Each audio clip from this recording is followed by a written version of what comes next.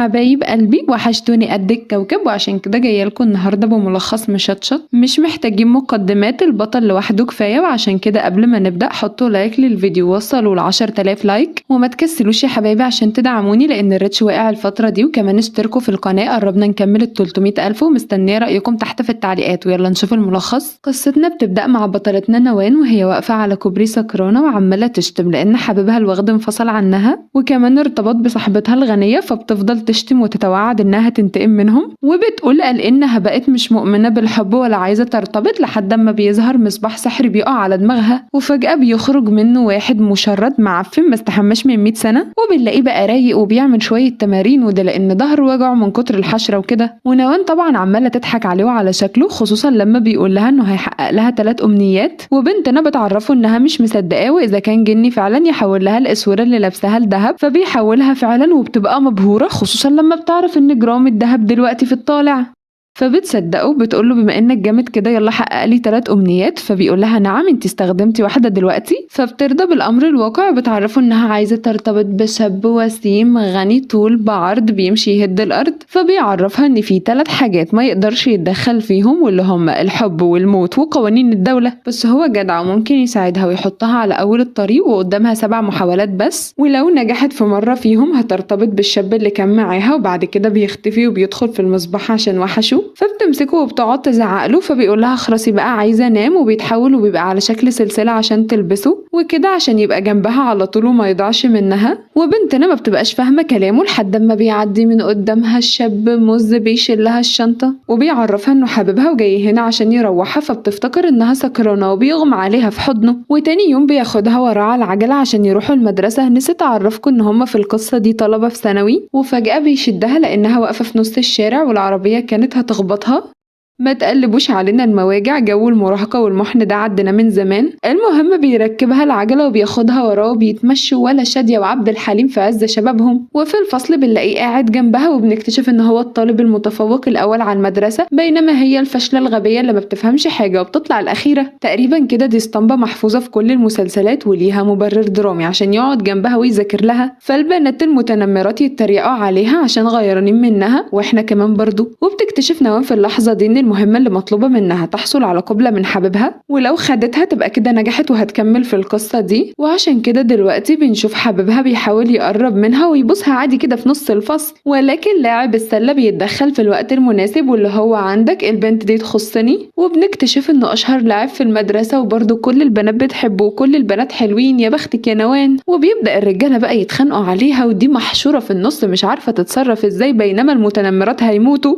وانا كمان برضو خيرة شباب البلد بيروحوا مني. المهم ان لاعب السلة بيعرفها انه مش هيسيبها، وحبيبها هو كمان بيطلب منها ترتاح لحد ما يجيب لها حاجة تاكلها. وبنتنا ما بتصدق ان هم مشوفة بتهرب لحد ما لاعب السلة بيقفشها وبينتش منها العصير، وبما انه طويل، لا طويل جدا، فبنتنا بتقعد تشب عشان توصل له، بس في الاخر بتحط ايديها على كتفه وبيديها واحدة بحبك وحشتيني، بحبك وانتي نور عيني، ولو انتي مطلعة عيني بحبك موت. ونوان واقفة ومش فاهمة اي حاجة. وهذا المشهد يأتيكم برعاية الجني اللي بيوقف الزمن عشان يعرفها هو بيحبها ليه. فبنرجع بالزمن وبنعرف ان في مرة عصابة كانت عايزة تسرقه، ولكن نوان هددتهم انها هتبلغ البوليس، فطلعوا يجروا وساعدته وهي ما تعرفهوش، ولكنه وقع في حبها بجنون. ودلوقتي بتعاتب الجني لانه معرفهاش من بدري، فبيقول لها مفيش وقت للعتاب، اخلصي يا ترى هتنجحي ولا لا. وده لان الزمن بيرجع وحبيبها الاول بيوصل وبيمسك ايديها، فاللاعب بيمسك الايد التانية.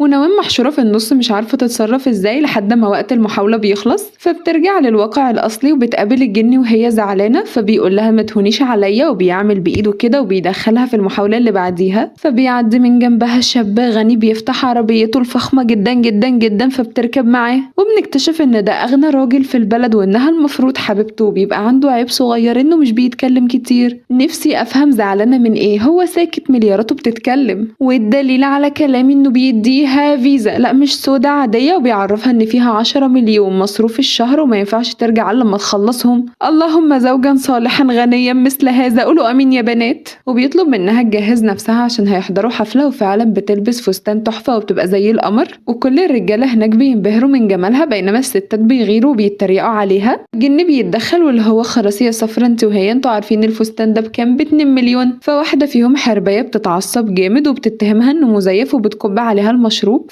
فحبيبها الغني بيتدخل واللي هو مين يجرؤ يزعل زوجتي المستقبلية، وبيطمنها انه جنبها وبيبدأ يقرب، لا بيقرب اكتر. وقبل ما اللحظة المنشودة تيجي جرس الانذار بيضرب والكل بيجري لان في عصابة وصلت وعايزة تسرقهم، والغني بيطلب منها تستنى هنا وهو هيطلع يتصرف. وبتبص للجن عشان ينقذها فبيقول لها وانا مالي رجليكي موجودة، فبتطلع تجري فعلا ولكن في واحد مقنع بيمسكها، وكانت لسه هتصوت لحد ما بتشوف وشه فبتهدى. فبيعرفها انه حبيبها وجه هنا عشان ياخدها بس للأسف في عصابة بتطارده. فبنتنا بتصدقه وبتمشي معاه واللي هو طالما طويل معضل وسيم تبقى فعلا حبيبي، مش مهم بقى كداب ولا لأ. وفجأة العصابة بتظهر فبيطلب منها تهدى وبيضربهم كلهم وبياخدها بقى وبيتمشوا. ولما بيوصلوا في مكان هادي بيعترف لها بحبه وانه هيفضل معاها العمر كله، وبيقرب لأ بيقرب اكتر. ويا فرحة نوان اللي مش بتكمل، وده لأنها بتفوق بتلاقي نفسها في شقتها قدام الجني وبيبعدها، وده لانه راجل محترم فبتزعقله وبتتهمه ان هو اللي بيبوظ محاولاتها. فبيعرفها انه ملهوش دعوه وده لانه وقتها اللي بيخلص. وفجاه بتشوف في الاخبار ان في نجم صاعد كسب افضل ممثل، فبتتريق عليه واللي هو من انهي زاويه لحد ما الجرس بيرن. ولما بتروح بتكتشف ان هو الممثل وجاي لها بالبشكير والفوطه، وبيعرفها بقى انه جارها والميه قطع عنده فجاه عشان يستحمى عندها. العشم واخدك قوي يا فنان. فنوام بتوافق على طول واللي هو ده بيتك من غير ما تستأذن، انا من اشد المعجبين اصلا. وبترمي بعينيها كده وبتلمح العضلات طالعه، فبتقعد تتفحصها وتتمحصها. فبتقول لنفسها فوق يا بت ده عنده 18 سنه ولسه صغير. فبيقول لها لا 22. وبعد ما بتسمع الرقم بتبقى قاعده مش على بعضها وبتتلكك انه عايز هدوم فبتروح تديهاله. وبتبدا بقى المخيله تشتغل واللي هو يا ترى هشوف العضلات كلها ولا مش هشوف، والقدره هي اللي بتفتح الباب. وهذا المشهد ياتيكم برعايه الجن اللي بيقول لها لم نفسك وراعي وجودي شويه انا مش كيس جوافه. فبتتكسف وبترمي الهدوم للممثل اللي بيقول لها شكرا ما تحرمش منك، فبتحمر خجلا.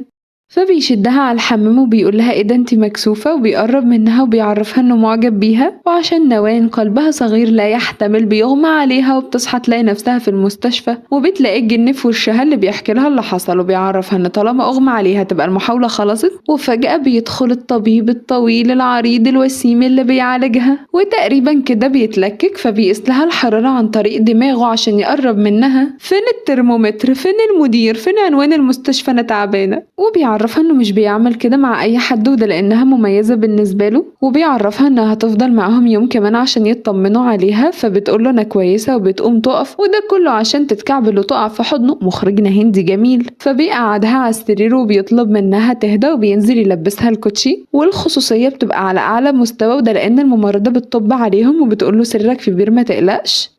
والكدابة أول ما بتطلع بره بتنشر الخبر على جروب المستشفى لأن ده الدكتور الوحيد اللي في القسم، وطبعا كلهم كانوا حاطين عينيهم عليه، بس يا خسارة بقى من نصيب البطلة اللي بتلاقيه فجأة قلع البلطو والنضارة وبدأ يقرب، لأ بيقرب أكتر عشان كل مرة مش بيحصل حاجة بتبقى مفتحة عينيها وبتتصدم إن الجني هو اللي في وشها، وبيعرفها إن الوقت خلص، أنت لو أستاذ واقف في لجنة امتحان مش هتبقى كده. فنوام بتزعقله وبتتهمه إنه نصاب عشان كل مرة بيقلل الوقت، وكده فاضل قدامها محاولة واحدة من السبعة. وقبل ما تجيبه من شعره لكرت بتدخل عليها واحدة اسمها سو، والجني بيتصدم لأنها لابسة أسورة غريبة على شكل تعبان، وبنعرف أصلا إن دي واحدة حرباية كانت صاحبة نوان وسرقت حبيبها منها، والقادرة بتبقى جاية دلوقتي عشان تديها دعوة الفرح، وبتقول لها بقي تعالي لوحدك او لو ارتبطتي هاتي حبيبك معاكي، بس ما اعتقدش ان حد ممكن يبصلك. فبنتنا بتتغاظ واللي هو ده انا مرتبطة بشاب وسيم، وقبل ما تنقض عليها وتجيبها من شعرها الناعم الجني بيهديها واللي هو ما تستاهلش المجهود ده كله.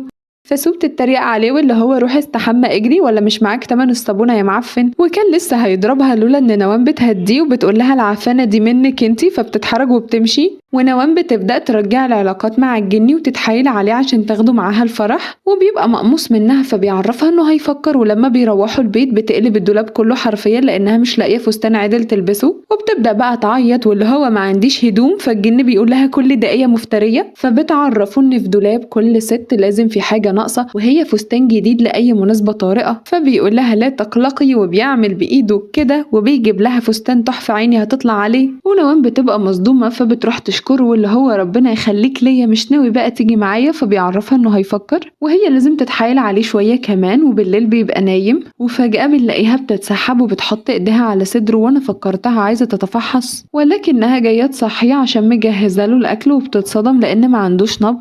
فبيقول لها أيوة أنا واخده وما عنديش قلب، وبيفكرها إن هو جني، فبتقول له مش مهم قوم دوق عمايل إيديا. ومنظر الأكل لا يسر عدو ولا حبيبه، عشان كده الجن بيقوم وبيقرر يكمل نوم. وعلى الجانب الآخر سو بتبقى نايمة، وفجأة الأسورة اللي كانت لابساها بيخرج منها كائن غريب، وبنعرف إن ده التعبان الشرير، والمفروض إن الجني قدر يموته من 100 سنة، ولكنه جمع قوته وظهر تاني عشان ينتقم، وبيبقى محتاج حد بشري يساعده، وبما إنه تعبان فمش هيلاقي أحسن من الحرباية سو تقوم بالمهمة دي. وتاني يوم بيبقى الفرح، وبنشوف نوان وهي متألقة متأنقة، ولما بتوصل بتكلم السلسلة وبتفضل تتحايل على الجن اللي بيطمنها إنه بيجهز نفسه وجاي. ولما بتدخل جوه سو الحرباية بتبدأ تتريق عليها قدام كل صاحباتها، واللي هو داخلة لوحدك ليه؟ أمال فين حبيبك اللي قلتي هتجيبيه؟ محدش يبص لواحدة فقيرة زيك، حتى الفستان اللي انتي لابساه ده هتلاقيه تقليد. وبيدخل المكان شاب مز طول بعرض بحلاوة زي ما انتوا شايفين كده، وبيقف جنب نوان واللي هو بعد إذنك دي حبيبتي. وبنتنا بتبقى مصدومة، ما هي أول مرة تشوف الحلاوة دي، وبتفتكر إن الجن الأصيل ساعدها ودي المحاولة السابعة. وطبعا كل الستات اللي واقفين غيرانين منها، حتى الرجالة، وقصدي هنا العريس، وده لأن الشاب أكل الجو منه. والعريس وسو بيبقوا متعصبين جامد فبيشتموا نوان، فحبيبها بيهديها واللي هو دول عالم زبالة نعمل زيهم. فبتقوله دول قالوا أدبهم عليا، فبيعرفها إنهم ياخدوا بالجزمة على دماغهم، بس هم برضو متربيين. أنا شفت المشهد ده فين قبل كده. المهم إن الشاب ده بيعمل حركة غريبة بعينيه وبيخوف سو، بتقعد تصوت وبيهزقها قدام كل الموجودين، وده لأنها فلات فبتتكسف، بينما هو بياخد نوان عشان يأكلها. وبنتنا ما شاء الله ما بتتأثرش، وبتدخل بدماغها في الطبق وبتمسح الأكل كله لحد ما بترفع عينيها وبتشوف العريس، وبتفتكر إن ده حبيبها الوغد اللي ضحت عشانه وساعدته زمان، ولكنه طلع واطي زي معظم الرجالة وباعها في أول مطب عشان صاحبتها الغنية اللي هتصرف عليه. يعيب الشوم على الرجالة. ودلوقتي الشاب بيقرب منها وبيسمع أفكارها وبيعرف اللي حصل، وبيقرر ينتقم منهم، فبيعمل بإيده كده. شفت الحركة دي فين قبل كده؟ فبنلاقي العريس مسك المايك ونزل على الأرض وبيعتذر لنوان قدام الناس كلها، لأنها بنوتة مكافحة وكانت بتشتغل عشان يكمل تعليمه، بينما هو واطي وبيقعد يضرب نفسه بالقلم. فسو بتزعقله لأنه كده هيبوظ الفرح، فبيعرف الكل إن هي حرباية وقربت منه عشان تخطفه من صاحبتها، لأنها دايما بتغير منها، وبيضربها بالقلم وبيأمرها تنزل تعتذر. ونوان بتحس إن كده الجوازة باظت فبتنسحب في صمت. فالشاب بيطلع وراها وبتسأله بقى هو ساعدها ليه، فبيقول لها نعم مش انتي اللي اتحايلتي عليا امبارح. ولما بتركز بتكتشف إن ده الجن المعفن. يا سلام الصابون بيعمل كتير. وبنتنا هيغمى عليها من الصدمة، فبيقول لها امسكي نفسك معايا لسه المشوار طويل، وبيعرفها ان اسمه دينج، وبيعرفها انها كده حققت كل امنياتها وفاضل واحدة بس، وبيعرض لها صور الست شباب اللي كانت معاهم، وبيطلب منها تختار واحد فيهم عشان يرجعها تكمل القصة وترتبط بالشاب ده، وساعتها هو هيختفي وهي هتنساه للأبد. فبتقوله خلاص أنا اخترته، وبتقرب منه وبتبوسه واللي هو أنت الشاب ده، مش معقول يبقى قدامي حتة المنجاية المسكرة دي واسيبها تروح مني. فدينج بيعرفها إن ده ممنوع لأن ما عندوش قلب ومش بيحب أصلا، وكمان ده مخالف للقوانين، فبتعرفه إنها ملهاش دعوة واختارته. وبيقطع كلامهم صوت واحدة بتزعق للعرسان لأنها عايزة تركب الأسانسير قبلهم عشان ابنها تعبان وتلحق توديه المستشفى. فسو بتزقها واللي هو يا جربوعة استخدمي السلم، وبتركب مع جوزها عشان تضربه جوه. والست بتبدأ تصوت لأن ابنها خلاص وقع على الأرض ومش بيتكلم، فنوان بتجري عليها وبتطلب من دينج إنه يساعده، فبيقولها كده هتبقى أمنيتك الأخيرة ومش هتعرفي تتجوزي. فبتقوله ماشي، وفعلا بيساعد الطفل وبيخف، وأمه بتشكرهم وبتمشي. طب يا حاجة اتصدمي استغربي اعملي أي حاجة، احنا عارفين إن المخرج مش دافع. وفجأة التعبان بيظهر ودينج بيشوفه وعشان كده بيختفي وبيروح وراه. ولما بيقابله التعبان بيتوعد له انه هينتقم منه وهيخلص عليه وهيبقى هو المسيطر على الكوكب. فدينج بيعرفه ان ده مستحيل يحصل لان قوته اكبر منه بكتير، وبيبداوا يتخانقوا. وفجأة بيسمع صوت نوان فمش بيركز لحد ما التعبان بيضربه وبيغمى عليه، وبتبقى نوان اصلا بتشتمه بصوت عالي وبتتخض لما بتلاقيه واقع على الارض. وفي الأول بيبقى صعبان عليها، بس بعد كده بتشمت فيه، خصوصا لما بتفتكر انه كان بيبرد عليها في القصص وبيقلل الوقت. وبتقرر تمشي، ولكن بتفتكر انه كان راجل محترم وساعدها النهارده، فبترجع وبتدوس على ايده. ومش كده وبس، دي لما بتحاول تقوم وبتخبط راسه في العربية، وما شاء الله عليها صحتها جامدة، وده لأنها بتشيله على ظهرها وبتروحه البيت. ولما بتحطه على السرير بيخبط في الخشبة، وبتطمن بقى إذا كان عايش بعد كل المرمطة اللي حصلت له دي، وبيبقى بيتنفس. وعشان بنتنا دكتورة مش بتبقى عارفة تديله أنهي دواء، فبتحطهم كلهم في بقه واللي هو ده جني ومش هيتأثر، طب شربيه مية حتى. وعلى الجانب الآخر سو بترجع بيت أبوها وبتكلم جوزها واللي هو أنت هتطلقني يا عرة الرجالة. وفجأة الجرس بيرن، ولما الخدامة بتروح تفتح بيظهر التعبان وبيتغذى عليها وبتموت، وبتبقى سو شايفاه ومرعوبة، فبيقول لها ما تقلقيش انتي مساعدتي ومش هعمل لك حاجة. وتاني يوم نوام بتصحى مخضوضة على جرس الباب، وبتكتشف ان جدتها جت من القرية عشان تطمن عليها، وبتسألها بقى عن أخبارها واللي هو عاملة إيه يا حفيدتي في الوحدة دي. فنوام بتقولها ما تقلبيش عليا المواجع لحد اما دنج بيخرج. فالجدة بتمسك فيه واللي هو يا زم اخترتي، وبتحط ايديها كده واللي هو معضل يا بت لو سمحت يا حاجة أنا بس اللي حط إيدي، لا يسمح بلمس المعروضات. ونوام بتأكد لها إن مفيش حاجة ما بينهم. فالجدة بتزعل واللي هو كده تخبي عليا، أنا أكتر واحدة هتدعم العلاقة دي، وبتبدأ تحقق معاه واللي هو اسمك إيه وأهلك ساكنين فين وبيشتغلوا إيه. فنوام بتاخده على جوه وبتتحايل عليه جريها ويمثلوا إن هما مرتبطين لحد ما الجدة تمشي. فبيقول لها مستحيل أغير أخلاقي، أنا ما بكذبش. فبتفكروا إنها أنقذته امبارح والمفروض يرد لها الجميل، فبيقرب منها، لا بيقرب أكتر وبيحط راسه عليها عشان يقرأ أفكارها ويعرف هي عملت فيه إيه بالظبط. بيعرف بقى إنها دست على إيده وخبطته وحشرت له الدواء. فبتعرفه إن ما كانش قصدها وده لأنه تقيل خالص، وبتطلب منه بقى يساعدها، وابننا بيوافق. فبتمسك إيده وبيطلعوا عشان يتغدوا سوا. وعلى الجانب الآخر سو بتبقى مع التعبان اللي بيعرفها إنه عشان يستعيد جسده لازم تجيبله ستات يتغذى عليهم. انت كده اخلاقك مش تمام، ما شفتش المصاص بتاع الملخص اللي فات؟ لا اللي قبليه كان تخصص رجاله بس، بتغيروا اخلاقكوا ليه؟ وبيفكرها انها لو ساعدته هيديها قوه تقدر تقضي بيها على اعدائها. ونرجع بقى لابطالنا اللي بيمثلوا قدامك جدا انهم مبسوطين، ولكنها بتبدا تعيط. وبنكتشف ان عيد ميلاد نوان النهارده وفي نفس الوقت ذكرى وفاه اهلها، ويومها ظهر كائن غريب موتهم وبعد كده اختفى. فدنج بيبدا يشك في الموضوع وبيطلب من الجده ما تزعلش لان قلبه حنين ومش هيستحمل يشوف دموعها وهي طبعا بتتثبت زي كانت احنا اتثبتنا. وبتسألهم بقى هيتجوزوا امتى واذا كانت علاقتهم ماشية تمام، وبتدي حفيدتها هدية لتقوية هذه العلاقة، مش لازم نعرف هي ايه. وده لان نوام بتقفلها بسرعة وبتقرر تمشي جدتها في اسرع وقت ممكن قبل ما الوضع يخرج عن السيطرة. والجدة بتبقى لماحة وبتخمن انهم عايزين يقعدوا سوا فبتمشي. وفجأة بتظهر عربية وبتنزل منها واحدة سرية ثراء فاحش وبتبقى مزة، وبنعرف ان اسمها نينا، وبتمشي مع رجالتها وبتخبط نوام من غير ما تقصد ومش بتعتذر. والمفاجأة انها بتروح لدينج وبتقوله وحشتني. بعد شوية نوام بترجع البيت وبتقعد تشتم في الست دي واللي هو لو اشوفها هجيبها من شعرها. ولما بتشوفها في بيتها بتروح تهزقها، ونينا لما بتلمح السلسلة بتعرف ان دي البشرية اللي حررت دينج، واللي لما بيعرف ان نوان اتعورت بيأمر نينا تعتذر لها فورا. فبتضطر تسمع كلامه، وده لانها برضه جنية ولكن اقل منه في المكانة وبتحبه من زمان، وعشان كده بتشده ناحيتها وبتعرف نوان ان ده حبيبها. فبنتنا بتستأذن وبتدخل جوه، وبعد كده بتفتكر انها صاحبة الباب وما كانش ينفع تمشي، فبترمي ودنها ورا الباب عشان تتصنت عليهم. ودينج بيعرف نينا انه مستحيل يحبها ومن الاحسن تركز في شغلها، وده لان قلبه بيفكر في واحدة تانية. وشكل السنارة غمزت، وبنتنا بتتصدم انه بيفتح عليها الباب وبيلحقها قبل ما تقع، وبيسألها بقى بتعمل ايه، فبتعدي الموضوع وبتبقى مكسوفة فبيتبسط. بينما نينا بتمشي من عندهم وبتروح تقابل شيا واخوها التوأم، وبتحكي له عن المهزلة اللي بتحصل، وده لان دينج شكله بيحب بشرية وده مخالف للقوانين. ونرجع لنوان اللي بيجيلها اتصال من جدتها اللي بتعرفها ان حالات خطف الستات زادت كتير في المدينة ولازم تخلي بالها. فبتترعب، وعشان تكمل دينج بيجي من وراها وبيخضها فبتصوت، وبتعرفه ان الستات بتتخطف وهي خايفة. فبيطمنها ان طول ما السلسلة اللي هي لابساها في رقبتها محدش هيقرب منها. وبنعرف ان اللي بتخطف الستات هي سو عشان التعبان يتغذى عليهم، وفعلا خطتهم بتنجح وجسمه بدأ يرجع ومش فاضل الا وشه. وبيعرفها انها لازم تجيب له واحدة مولودة النهاردة عشان يفك اللعنة ويرجع كامل، وبيديها اسورة التعبان عشان تلبسها ويقدر يحميها. ونرجع بقى لأبطالنا مع نوان اللي بنلاقيها ماسكة المخدة وقاعدة على سريره، وبتعرفه انها هتنام جنبه النهارده عشان خايفة ومش محتاج يقلق، وده لانها عمر ما تبص لواحد زيه. ماله يا حبيبتي، ما هو قمر اهو. ومش محتاجة اقول لكم ان بنتنا بتبقى كدابة وبتسهر طول الليل تتغزل فيه، وكمان بتحاول تقرب منه،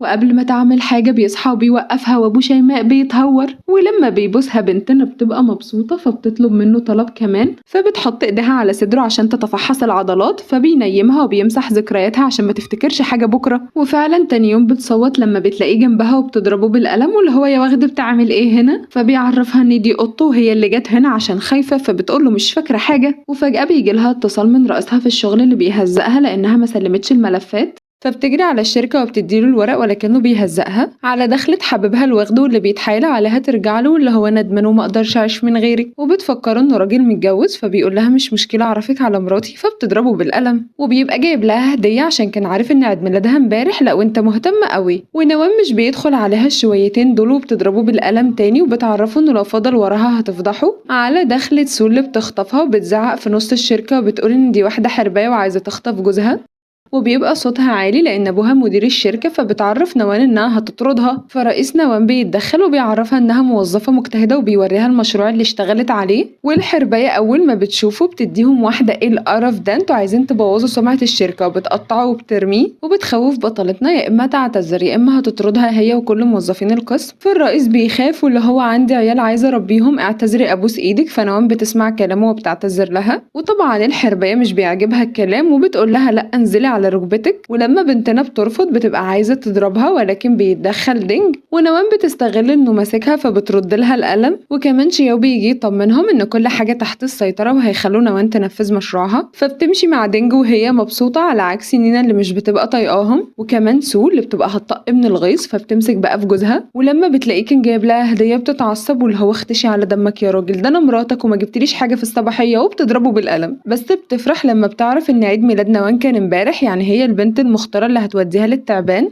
ونرجع بقى لأبطالنا وبتبدأ فقرة التأديب مع دينج اللي بيستدعي رئيس القسم وبيهزقه عشان يضايق بطلتنا، وبيأمر الرجالة يطردوه بره على دخلة مدير الشركة اللي بيزعق له وبيقول له انت ما تعرفش انا مين ولا ايه وازاي تاخد قرارات زي دي في شركتي. وبيبقى عايز يطردهم لانهم زعلوا بنته الننوسة، وبنعرف ان ده ابو سو واللي في الوقت ده بتبقى مع التعبان وبتوريله صورة نوان وبتعرفه ان هي دي البنت اللي هترجع له قوته، وبتديله المفاجأة وده لانها سمعت نينا وهي بتتكلم ان في عقد سري ما بين الأبطال والمفروض يعيشوا سوا هما الاتنين، ولو واحد فيهم مات التاني هيموت وراه على طول. وبتعرفوا انه كده ممكن يضرب عصفورين بحجر واحد، فلما يخلص منها دينج يحصلها ويبقى حقق انتقامه، فبيقرر يشكرها بطريقته وعشان كده بيخلص وبيتغذى عليها. مستنيين ايه من واحد تعبان زي ده، والصراحة سو تستاهل. المهم انه بيستخسر يدفنها فبيلبسها. ونرجع بقى لدينج اللي بيهزق المدير واللي هو واضح انك نسيت نفسك ومش عارف انت بتكلم مين، على دخلة شياو اللي بيضربه بالقلم. وبنعرف ان بطلنا هو صاحب الشركة، وده لان الصين بلدنا كلها اوضه وصاله، فالمدير بيترجى يسامحه، فبيعرفوا انه لازم يعتذر من نوان ولو وافقت وسامحته هيرجعوا الشغل غير كده هيتمرمط. وبعد ما دينج بيمشي بنلاقي المدير نزل على ركبته واللي هو ده انا زي ابوكي سامحيني. ونينا بتبقى واقفه متعصبه واللي هو انت عشان ربنا اداكي شويه قوه هتتكبري على الناس، ده راجل كبير قد ابوكي والمفروض تسامحيه يا حنينه. ما يغركوش دي حربايه رقم 2. ولما بتلمح دينج جاي بتستخدم جزء من قوتها وبتتحكم في نوان وبتخليها تضربها بالقلم وبتقعد تعيط عشان تبان قدام الكل انها كيوت وغلبانه. انما نوان دي واحده مفتريه وقادره، فشيوا اخوها بيصدقها طبعا وبيبدا يزعق لها، وبيبقى شاهد على الموقف المدير اللي لما بيطلبوا منه يتكلم بيهرب. فنوان بتعرف دينج انها بريئه فبيقول لها ولا يهمك انا مصدقك يا حياتي، وبيمسك ايديها وبيمسحها مكان الضربه. ونينا واخوها واقفين هيشدوا في شعرهم واللي هو ما ينفعش تسيب ابناء فصيلتك وتاخد صف بشريه. على دخلة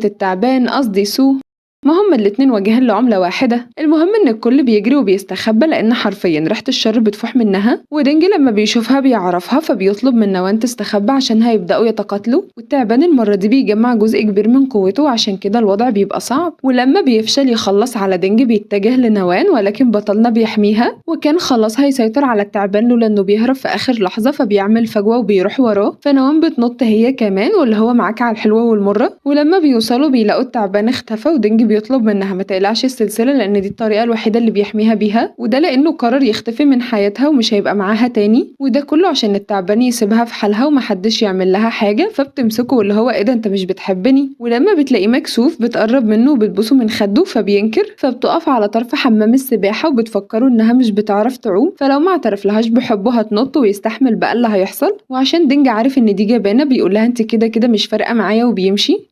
والمفاجأة ان بنتنا بتنط فعلا، ولما بيسمع صوتها مش بيقدر يمسك نفسه فبيقلع البلطو وبينزل عشان ينقذها، ولما بيطلعها بيعترف لها انه بيحبها ومش هيسيبها ابدا. وابو شيماء بيتهور على دخلة نينا اللي بتتعصب لما بتشوفهم كده، فبتطلب من اخوها يساعدها تتخلص من البشرية دي، فبيحضنها وبيواسيها وبيعرفها ان ده مخالف للقوانين والا هيتعاقبوا. فبتمثل انها اقتنعت، ولما بتبعد عنه بتتصل بزعيم العصابة وبتطلب منه يجهز نفسه. وسول حرباية بتبقى سامعاها فبتروح تعرض عليها اتفاق وبتقول لها عدو عدوك حبيبك، وبتنصحها يشتغلوا هما الاتنين سوا على هدفهم المشترك. وللأسف نينا بتوافق بالرغم ان ده ممنوع في قوانينهم لان التعبان غدار وملوش امان، بس مراية الحب عمية. وتاني يوم نوام بتصحى بدري بعد ما كلوا رميون امبارح وبتبقى مكسوفة وبتبقى مفكرة ان كل ده حلم، فبتقعد تقرص دينج اللي بيقول لها ارحمي خدودي باظت بسببك، وبيرجع يلبسها السلسلة، وده لانها وقعت امبارح منها في حمام السباحة وكانوا لسه هيسبلوا، ولكن في حد بيفتح الباب وبنعرف ان دي صاحبة نوان، فبتطلب من دينج انه يستخبى لان ما ينفعش صاحبتها تشوفه والا هتشبشبها،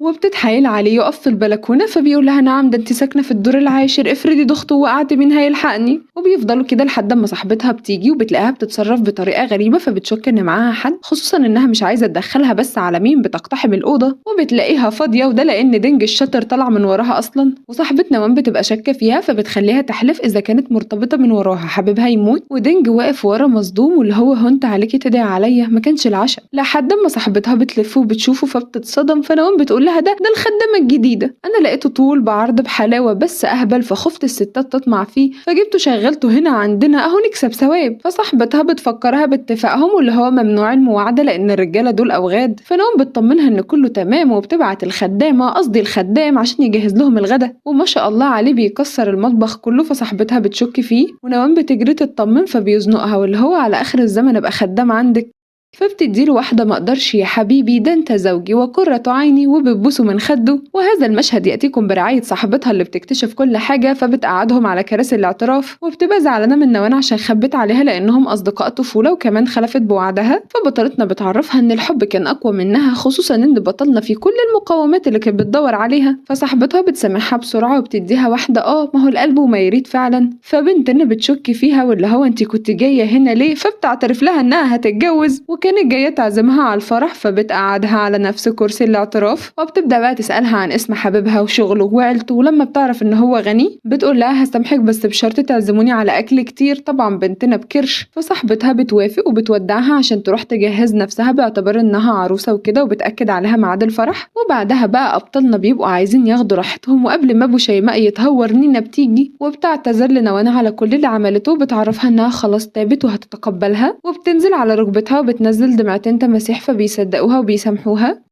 وفجأة بيجي لبطلتنا اتصال إن جدتها عملت حادثة ودخلت المستشفى، فبيجروا عشان يطمنوا عليها، ولكن بيجي لها اتصال تاني وبتعرف إن صاحبتها برضو عملت حادثة ودخلت مستشفى تانية، وبيبقى المكانين بعاد عن بعض. فدينج بيقترح عليها يتقسموا، هي تروح لصاحبتها باعتبار إنها قريبة وهو هيروح للجدة، ونينا الجدعة بتتدخل واللي هو هروح معاها عشان مش هسيبها لوحدها وهحميها قد انت حنينة. ولما بتوصل للمستشفى بتلاقي صاحبتها متدشملة والدكتور بيعرفها إنها خلاص بتموت، وبتفضل تعيط لحد ما شياو بيعرفها ان في طريقة واحدة وهي انها تقلع السلسلة وتستخدم القوة اللي فيها وتعالج صاحبتها. وبتبقى خايفة في الاول لان دينج قال لها مهما يحصل ما تقلعهاش، ولكن بتضطر، ما دي صاحبتها برضو، اول ما بتقلعها بتحطها في ايديها بس مش بيحصل حاجة، وهوبا نينا بتسرق منها السلسلة بينما شياو بيتحول، وبنعرف ان ده اصلا التعبان. وبتبقى دي خطتهم عشان يجرجروها، وبعد ما خدوا السلسلة فقوتها ضعيفة ومش هتقدر تقاوم، وبيبدأوا يتسلوا عليها ويضربوها. وعلى الجانب الاخر دينج بيوصل للقرية وبيسأل واحدة هناك عن مكان الجدة وإذا كان في حادثة حصلت، فبتقوله إن مفيش حوادث إنما الجدة خرجت وما رجعتش. وبعد شوية نوام بتفوق وبتكتشف إن هم خاطفين جدتها جنبها، ونينا بقى بتروح تتريق عليها واللي هو مش حذرتك يا كتكوت تبعدي عن دينج انت اللي باردة ولازقة فيه. بينما سو بتحكي عن مغامراتها وبتعرفها إنها اللي موتت صاحبتها وخلتها تعمل حادثة، وصاحبتها خرجت منها عايشة ما شاء الله زي القطط ب7 أرواح، وطلبت منها تبعد عن نوان لأنها غلبانة. وسو حست إن دي واحدة زنانة فخلصت عليها بنفسها، يعني هي اصلا لما راحت المستشفى كانت ميتة وهما بيضحكوا عليها. وفي الوقت ده دينج بيدور عليها في كل حتة ولكن مش بيلاقيها عشان مش لابسة السلسلة، فبيروح لشياو وبيسأله عن مكان اخته والا هيعاقبهم هما الاتنين. وشياو بيقرر يقوله بس بشرط يسامحهم فبيوافق. ونرجع بقى للحربايات اللي بيحسوا ان هما طولوا قوي ولازم يخلصوا، والبداية عند سو اللي بتضرب الجدة وبتخلص عليها، ولما بيلاقوها لسه عايشة نينا بتروح لها وبتكمل عليها فبتموت. ولما بتخلص بتروح لنوام بقى وبيبقى الرجالة ماسكينها، وبتبقى عايزة تخلص عليها ولكن سو بتمنعها لأن دي مهمتها، وبيختلفوا هما الاتنين. وبما إن سو دي التعبان بذاته بتضرب نينا وبتوقعها، تستاهلي، انت عارفة إن دي ملهاش أمان، بتشتغلي معاها ليه؟ وكمان بيضرب نوان وبيوقعها على الأرض وبيستغل الفرصة وبيدخل في جسمها، ولما بيقوم بيبقى حاسس بقوة رهيبة، خصوصا لما دينجي بيجي، وبيتصدم لما بيعرف إنه بقى جوه حبيبته عشان المفروض هيحاربه، فبيقرب منه واللي هو اعمل اللي تعمله، مش هتعرف تأثر عليا لأن حبيبة القلب مش هتهون عليك. ودينجي بيبقى قوي وبيقدر يتحكم في مشاعره وبيقرروا يتخانقوا، وقبل ما يبدأوا نينا بتوقفه لأن التعبان بقى قوي المرة دي وهي خايفة عليه، فبيفكرها إنها سبب كل اللي حصل عشان ما كانش المفروض تساعده. وشياو بيتدخل وبيبقى عايز يبدأ الملحمة ولكن التعبان بيضربه فبيقع وبيتكسح، فبيطلب من أخته تخليها جنبه وبيقوم هو يتصرف معاه وبيضربه. فهل التعبان يسكت؟ لا طبعا، ده تعبان. فبيجيب له صوت نوان واللي هو أنا حبيبتك، كان هيضعف قدامه لولا إن نوان الأصلية بتتحكم في روحها لثواني، وبتطلب منه يخلص عليها عشان يقضي على التعبان للأبد ومش مهم أي حاجة. وفعلا بينفذ كلامها، وفعلا التعبان بيموت وهي كمان بتودع، فبتقرب من دينج وبتعرفه لما تموت هتقابله في حياة تانية فيمسك فيها ويرتبط بيها. وطبعا دي معتقداتهم واحنا ملناش دعوة بالناس الهبلة دي. وبعد ما بتموت بيعيط عليها وبيستنى 25 سنة حداد، وبنشوفه بقى وهو رايح الشركة، ما شاء الله مز زي ما هو مش بيكبر، وكالعادة الستات بتعكسه، شيل عينك يا ولية انت وهي. وفي مرة بيبقى واقف على الجسر وبتجي بنوتة شبه نوان وهي بتتكلم في التليفون، وبتعرف مامتها انها مش عايزة تخرج في مواعيد مدبرة عشان لسه ما لقتش الشاب اللي هترتبط بيه، وهوبا بتخبط في كتفه، ما هو المخرج هندي جميل. ولما بتشوفه بتدوب وعينها بتطلع قلوب، فبتديله واحدة بس، هو ده زوجي وقرة عيني. ودينجو هو كمان بيتبسط وبيعرفها انه جني ومستعد يحقق لها 3 أمنيات، وبيقرر يفكرها باللي فات، وبيبقوا مع بعض في الآخر وبيخلص المسلسل على كده. وأول وأهم حاجة اتعلمناها عنوان الجسر بسرعة عشان أول ما أوصل الصين أقف هناك، واضح إن في عرسان حلوة بتتوزع. وتاني حاجة أي براد قديم معفن هقعد أدعك فيه لحد ما يبان له صاحب، ماليش دعوة، أنا عايزة جني البطلة مش أحسن مني. وتالت حاجة أنا مع حملة يلا بالصابونة، أي حد غلبان هنديله صابونة ويستنى ما يستحمى ونشوف يبقى عامل إزاي. عمري ما كنت أتخيل إن الجن المعفن ده يطلع البطل المز، ولكن الصين بترفع طموحاتنا لحد ما السقف يقع فوق دماغنا. ولو وصلتوا لهنا تبقوا من متابعين الأصليين جدا جدا جدا اللي هيظبطوني ويقدروا تعبي ويحطوا لايك للفيديو ويوصلوا ل10,000 لايك. وما تكسلوش يا حبايبي عشان تدعموني لأن بجد الريتش واقع الفترة دي. وكمان اشتركوا في القناة، قربنا نكمل 300,000 ومستنية رأيكم تحت في التعليقات. باي.